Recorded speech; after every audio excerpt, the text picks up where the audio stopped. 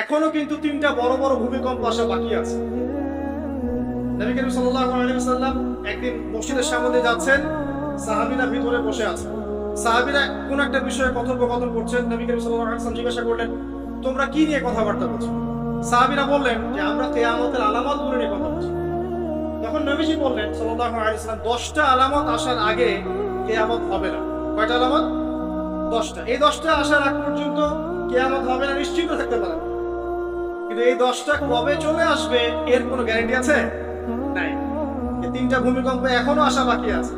নবীজি বলেছেন একটা পৃথিবীর পূর্ব দিকে হবে। পূর্ব দিক কোন দিক?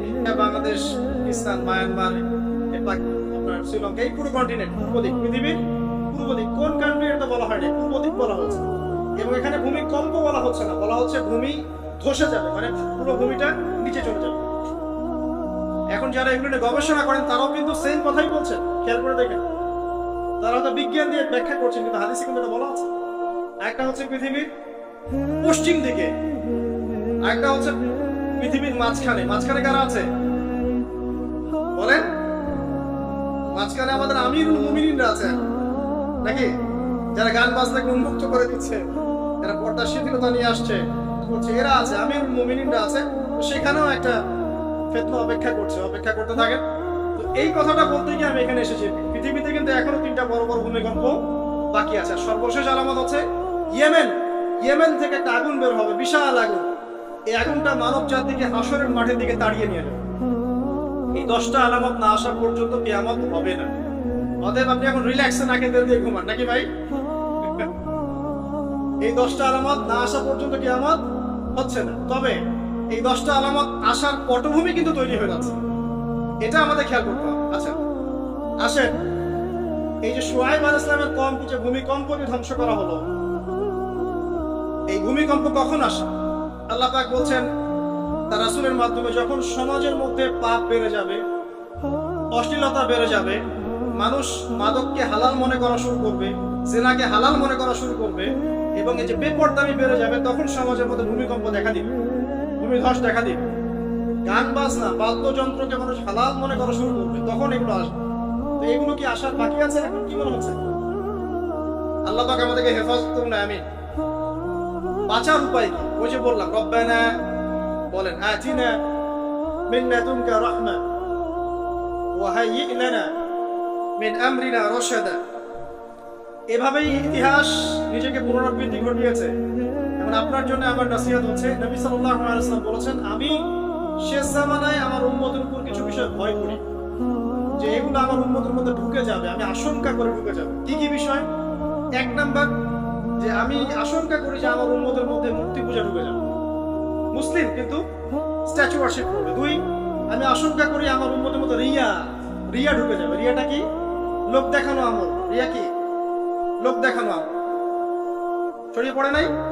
এগুলো নবী সাল্লাল্লাহু আলাইহি ওয়াসাল্লাম আশঙ্কা ছিল, দেখেন সবগুলো এখন বাস্তব হয়ে গেছে। এভাবেই ইতিহাস রিপিট হয়েছে। আল্লাহ পাক এদেরকে ধ্বংস করেছেন। এর আগে আল্লাহ পাক নূহ আলাইহিস সালামের কওমকেও ধ্বংস করেছেন। কি কারণে? তারা লাত, এই যে ইয়াগুস, ইয়াউক, নাসর, এরকম কিছু স্ট্যাচু ওয়ার্শিপ করত। এক পর্যায়ে আল্লাহ রাব্বুল আলামিন 950 বছর দাওয়াত দিয়েছেন নূহ আলাইহিস সালাম তার কওমকে। 950 বছর দাওয়াত দেওয়ার পরেও তার কওম যখন আল্লাহর আনুগত্য করলো না, আল্লাহ রাব্বুল আলামিন মহা প্লাবন দিয়ে তাদেরকে ধ্বংস করে দিয়েছেন। এভাবেই যুগে যুগে ইতিহাস রিপিট করেছে। আমাদের নবী মুহাম্মদ সাল্লাল্লাহু আলাইহি ওয়াসাল্লামের সময়ও এই হিস্ট্রিটাই ছিল। আবু জাহেল, আবু লাহাব, উতবা, শাইবা যারা ছিল, তারা মূলত সমাজটাকে দ্বিখণ্ডিত করে ফেলেছে, খণ্ডে খণ্ডে ভাগ করে ফেলেছে, ডিভাইড অ্যান্ড রুলের মতো। সমাজে সুদ ছড়িয়ে দিয়েছিল, জিনা ছড়িয়ে দিয়েছিল, পরকীয়া ছড়িয়ে দিয়েছে, এবং শিরক ছড়িয়ে দিয়েছে, এবং গোত্র হানাহানি চলছিল। এরকম একটা অবস্থায় নবী সাল্লাল্লাহু আলাইহি ওয়াসাল্লাম ওই সমাজের মধ্যে আসেন নবী হিসেবে। এসে মাত্র 23 বছর সময় নিয়েছেন। কত বছর? মাত্র 23 বছর। আমাদের তো সমাজ সংস্কারের শতাব্দী পার হয়ে যাচ্ছে। একটা রেভলিউশন দেখবেন শতাব্দী পার হয়ে যাচ্ছে, কিন্তু কোনো আলটিমেট রেজাল্ট নাই। নবী সাল্লাল্লাহু আলাইহি ওয়াসাল্লাম 23 বছর সময় নিয়েছেন, মাত্র 23 বছর।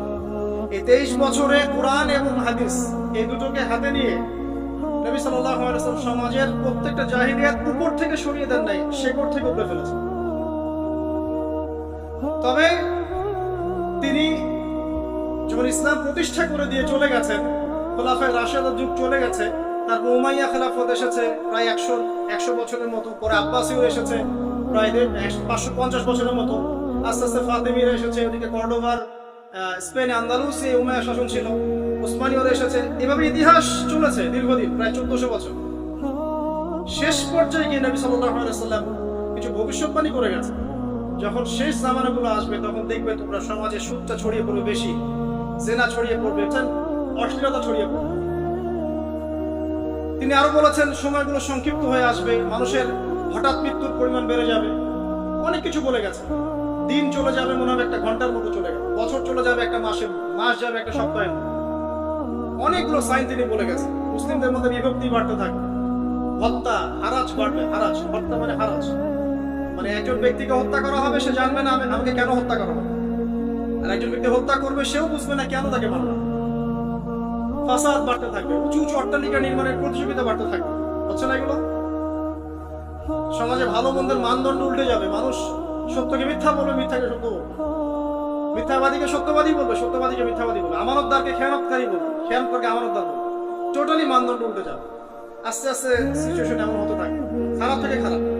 তবে সোনালী সময় কি আর ফিরবে না? তাহলে সময় কি তাহলে আর ফিরবে না? এভাবেই চলবে সবকিছু? না, এভাবে চলবে না ইনশাআল্লাহ। আল্লাহ রাব্বুল আলামিন তার রাসূলের মাধ্যমে জানিয়েছেন এই সবকিছুই সাময়িক, সবকিছু সাময়িক। ইতিহাস আবার পুনরাবৃত্তি ঘটাবে। ইতিহাস সভ্যতা শুরু হয়েছিল একজন নবী দ্বারা, শেষও হবে আরেকজন নবী দ্বারা ইনশাআল্লাহ। আগেকার পোশাক, 1000 বছর আগের পোশাক, শালীন পোশাক, তারা কিন্তু মুসলিম ছিল না। আপনি এই ব্যাবিলনের সভ্যতা দেখেন, ব্যাবিলনের সভ্যতা অনেক প্রাচীন, প্রাচীন না? এই সভ্যতার পোশাক দেখবেন, দেখবেন এটা অশালীন পোশাক ছিল না। এমনকি আইয়ামে জাহিলিয়াত যেটা আমরা বলি, নবী সাল্লাল্লাহু আলাইহি ওয়াসাল্লাম যখন জন্ম নেননি তার আগের সময়, ওই সময়ও যে মানুষ জেনা করতো, মেয়েকে যে কন্যা সন্তানকে জীবিত দাফন করতো, তারপরে ওদের পোশাক শালীন ছিল। হঠাৎ করে বিশ্বে একটা সভ্যতা আসলো, তারা বললো যে পোশাক শর্ট হতে হতে হতে হতে এক পর্যায়ে বিকিনি পরে করা শুরু, এবং এখন ওরা সারা বিশ্বে এটা ছড়িয়ে দিচ্ছে, আমরা সবাই ওটাকে গ্রহণ করছি। আবার বলছে 1000 বছর। এখন দেখেন আল্লাহ পাক কি বলছেন, ওয়াইদা ফাআলু ফাহিশাতান, ওই সূরার মধ্যে আছে, যখন তারা কোনো ফাহিশা কাজ করে তারা বলে, তারা বলে ওয়াজাদনা আলাইহা আবানা, ওয়াজাদনা আলাইহা আবানা, আমরা এগুলো আমাদের বাপ দাদাদেরকে দেখেছি করতে। যখন তারা কোনো ফাহিশা কাজ করে তারা বলে, অশ্লীল কাজ করলে বলে আমরা এগুলো দেখেছি বাপ দাদা পিতৃপুরুষ থেকে করে আসছে। আল্লাহু আমারনা বিহা, আল্লাহ আমাদেরকে আদেশ করেছে। আল্লাহ বলেন কুল ইন্নাল্লাহা লা ইয়া'মুরু বিল ফাহশা, আল্লাহ পাক কখনো অশ্লীল কাজের আদেশ করতে পারেন না। আচ্ছা, কুলুনা আল্লাহি মা লা তা'লামুন, তোমরা কি আল্লাহ সম্পর্কে এমন কথা বলছো যে কথা তোমরা জানো না? আল্লাহ কিসের আদেশ করেন? আল্লাহ বলেন কুল আমারা রাব্বি বিল কিসত, এর আমি বলে দিন আল্লাহ পাক আদেশ করেন ন্যায়, ন্যায় বিচারের আদেশ করেন। ওয়া আকিমু ওয়ুজুহাকুম ইনদা কুল্লি মসজিদ, এবং প্রত্যেক নামাজের ওয়াক্তে নিজের চেহারাটাকে একনিষ্ঠভাবে আল্লাহর দিকে ফেরাবে, এই আদেশ আল্লাহ পাক করেন।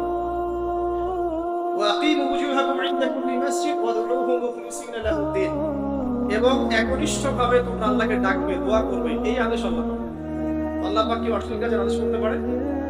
ইতিহাস পড়ে দেখেন, আমি নিজে হিস্ট্রির ছাত্র, আপনি পড়ে দেখবেন, পুরো ঐতিহাসিক পটভূমি পড়ে দেখবেন, মানুষ এই ঊনবিংশ শতাব্দী আসার আগে এত অশ্লীল ছিল। এখনকার বিশ্বে যত সমস্যা চলছে, কয়েকটা বলি, রিবা বা সুদ, জেনা, তারপরে বেপরদামি অশ্লীলতা, 4 নাম্বার আপনার মাদক, ঠিক আছে, 5 যে বড় মহামারী পর্নোগ্রাফি, যত বড় বড় মেজর সমস্যাগুলো চলছে যেগুলো ইয়াং জেনারেশনকে ধ্বংস করে দিচ্ছে, এগুলোর ম্যাক্সিমাম এসেছে কিছু থেকে। খেয়াল করে দেখবেন, এগুলো কিন্তু বাংলাদেশ থেকে আসে না, আসছে ভারত থেকে আসছে, পাকিস্তান থেকে আসছে, সাবকন্টিনেন্ট থেকে আসে না, এগুলো দেখবেন একটা নির্দিষ্ট জায়গা থেকে আসছে।